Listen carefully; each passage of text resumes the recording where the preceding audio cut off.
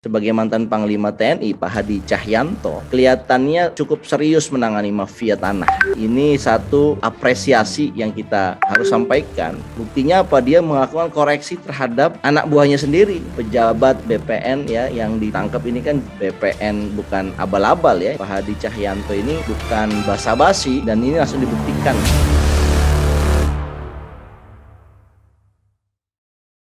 Bismillahirrahmanirrahim. Assalamualaikum warahmatullahi wabarakatuh. Selamat siang rekan-rekan dimanapun berada.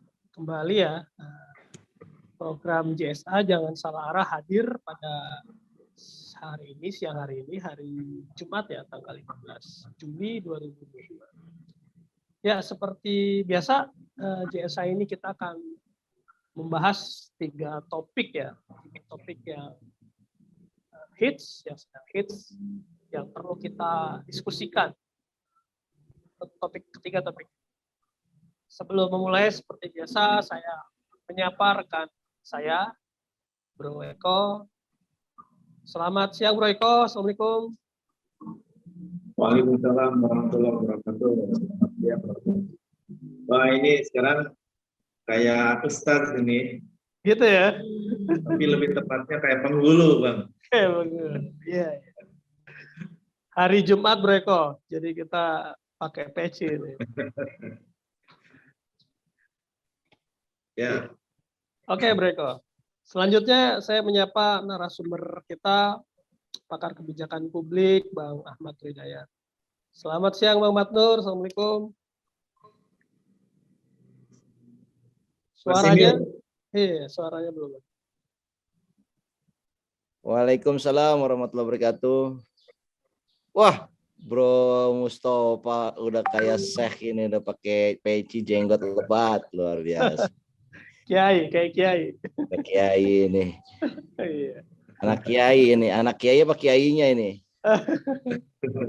Ngomong-ngomong kiai ini harus membuat satu upaya supaya kredibilitasnya naik lagi nih setelah serangan bertubi-tubi anak kiai.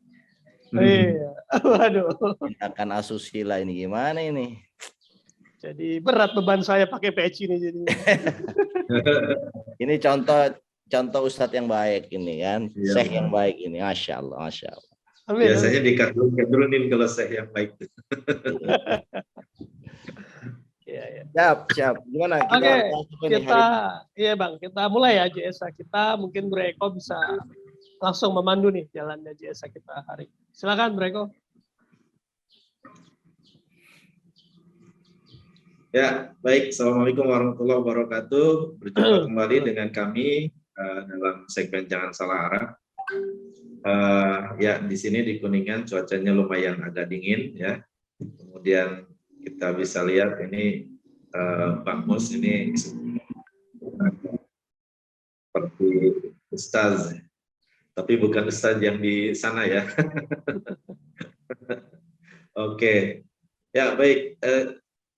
Kita ada 3 topik yang akan dibahas, tapi sebelumnya jangan lupa untuk subscribe channel Ahmad Nur Hidayat. Yang pertama ini lumayan, sebetulnya hal ini sudah lama ya. Ada aja yang cuma mungkin saat ini baru terungkap atau baru diungkap begitu ya. Memprihatinkan ya bahwa hak masyarakat itu dirampas begitu saja oleh oknum dari pejabat yang mestinya mengayomi begitu ya. Jadi ini dari Kompas juga ya. Polisi menggeledah kantor Badan Pertanahan Nasional BPN Jakarta Selatan. Kemudian di sana disebutkan diduga memiliki andil dalam jabatan mafia tanah yang mengambil alih lahan dan bangunan warga secara ilegal. Nah,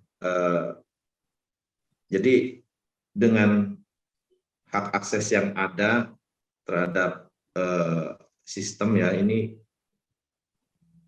disalahgunakan sehingga masyarakat dirugikan ya. Ini sesuatu yang luar biasa sebetulnya. Dan kenapa baru sekarang tercium begitu ya? Oke, menanggapi ini, Bang Matnur, ada yang bisa disampaikan, Bang? Ya, terima kasih Bro Eko, makasih Bro Mustafa ya. Kita berhadapan dengan kasus mafia tanah ya.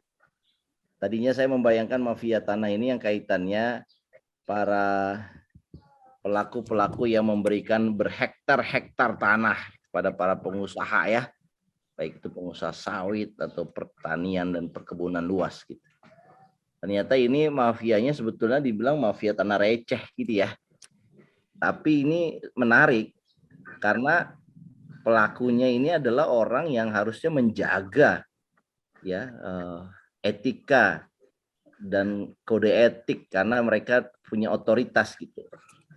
Nah, kalau dilihat dari kasus yang mencuat sekarang ini kan kita bisa katakan adalah oknum.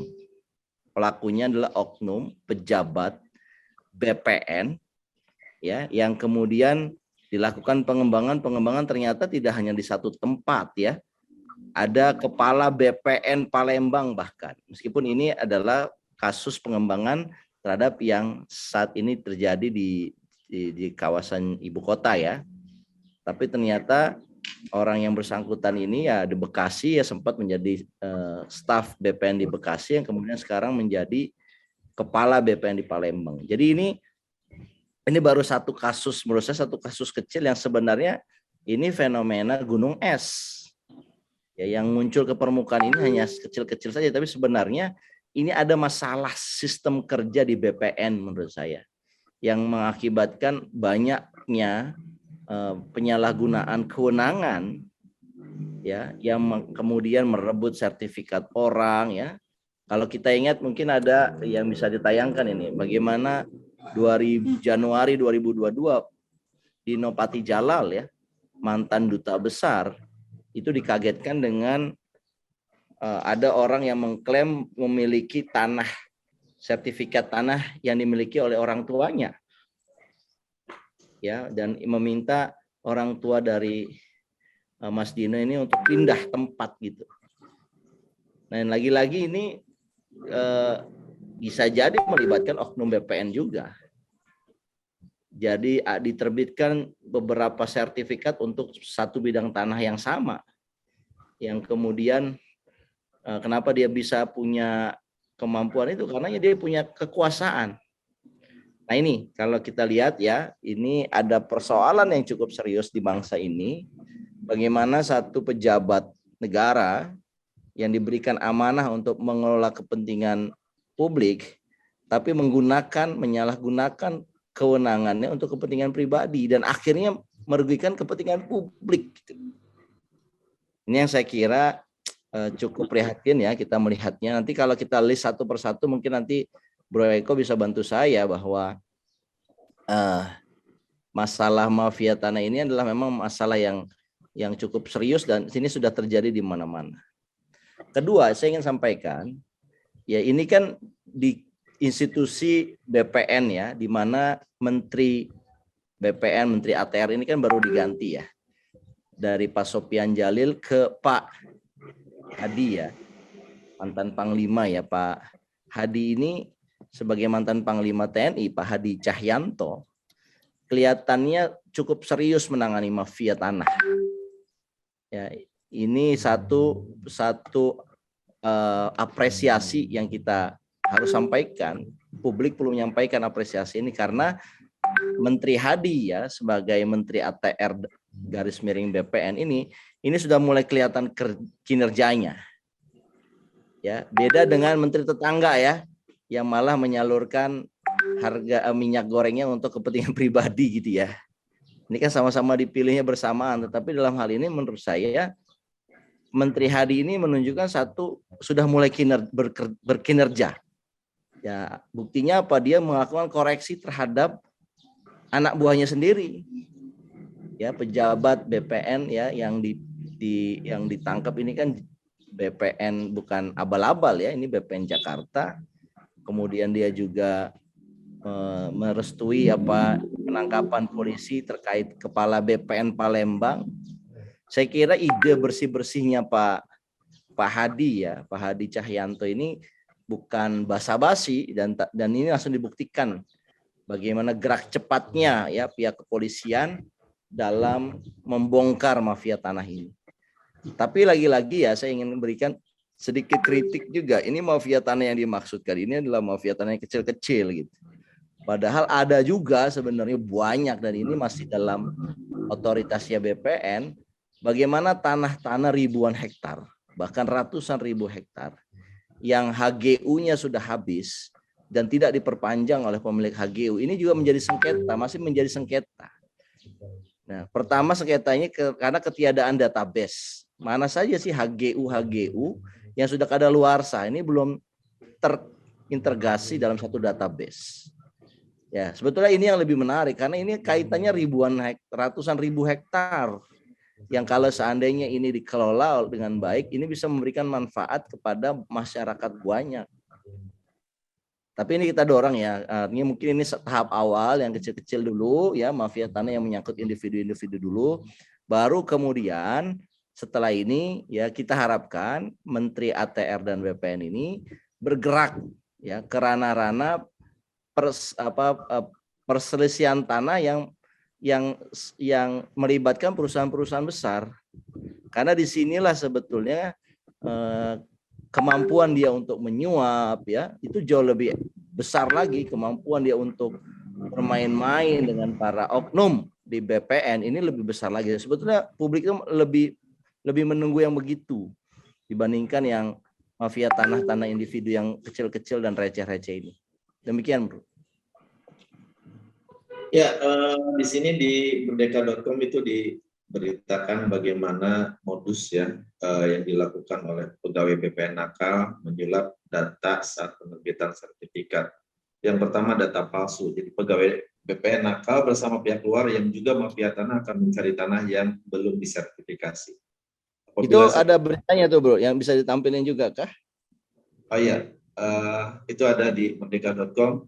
Bisa ditampilkan.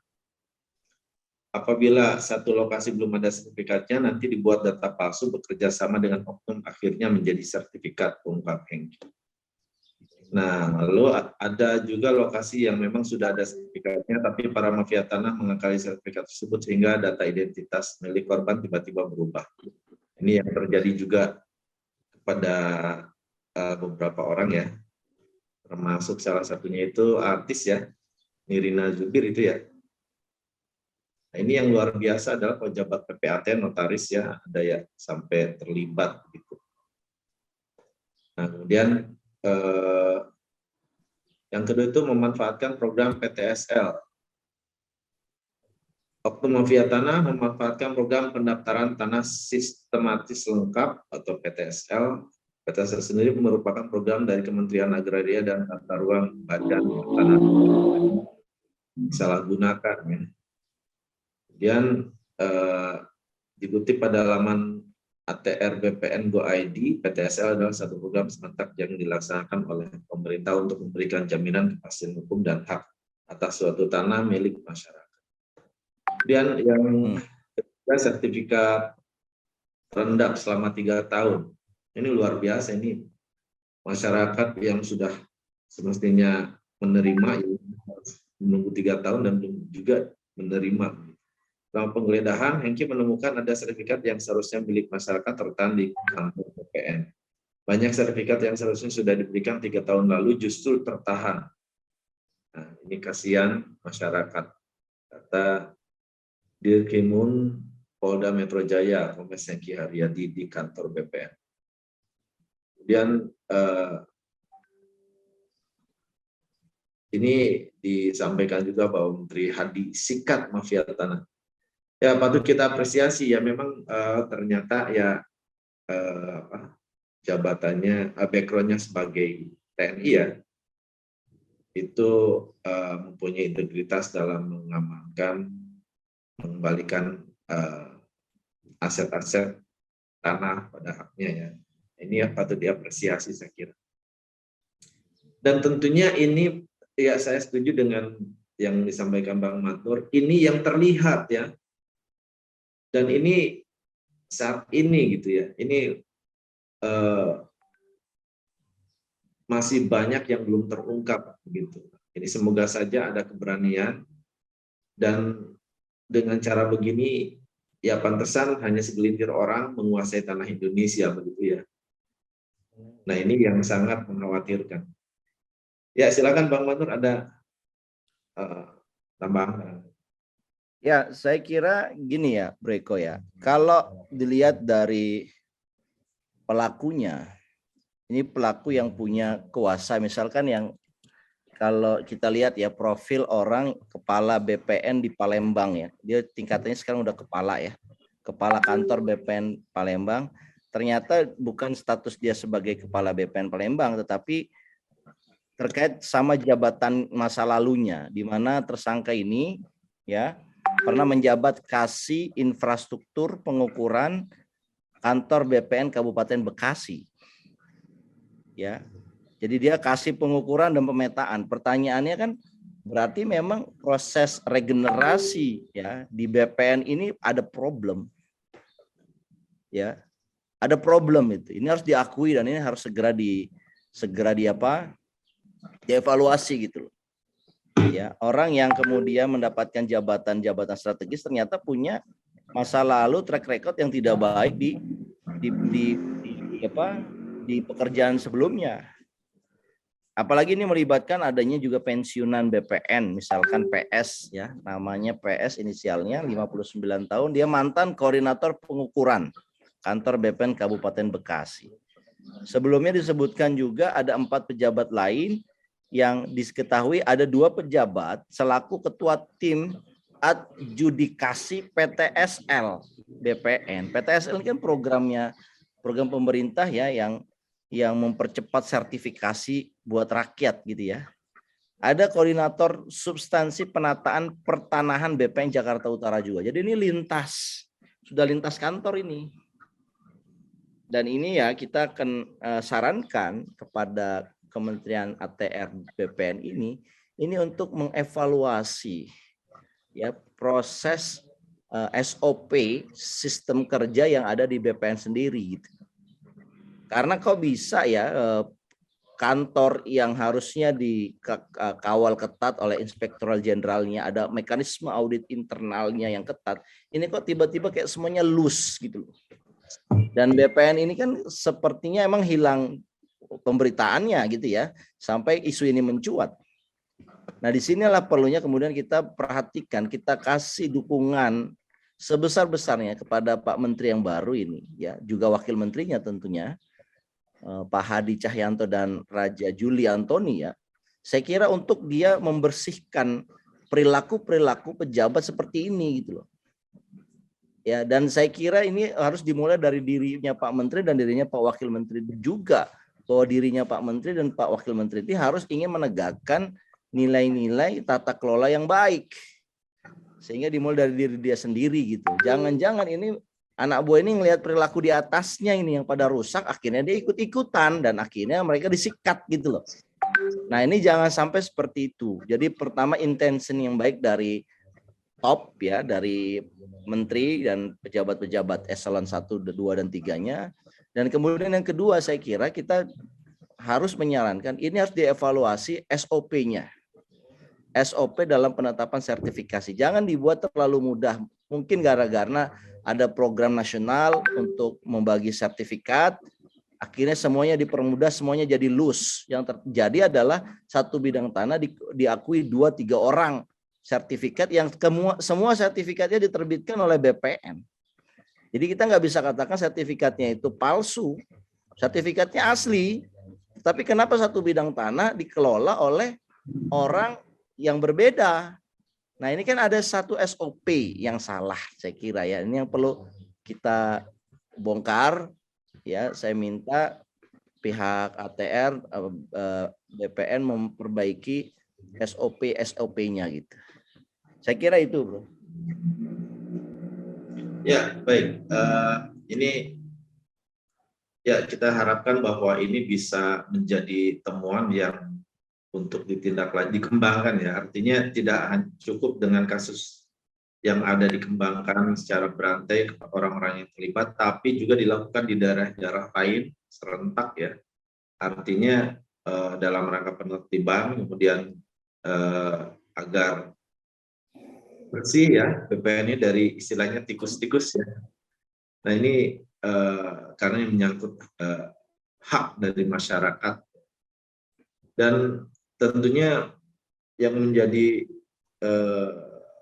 aset-aset pemerintah juga, negara, aset negara itu jangan sampai terganggu dengan pemalsuan data sehingga diambil alih oleh orang-orang yang kali mafia tanah gitu. Nah, seperti itu. Ada Bang Mus, ada yang mau disampaikan, Bang Mus? Ada komentar? Masih mute, Bang? Ya, tambahan dari saya mungkin hampir setiap hari ya cek kita JSA selalu kemudian ini mafia nih yang kita bahas gitu ya. Jadi mafia ini ada di semua lini ternyata gitu.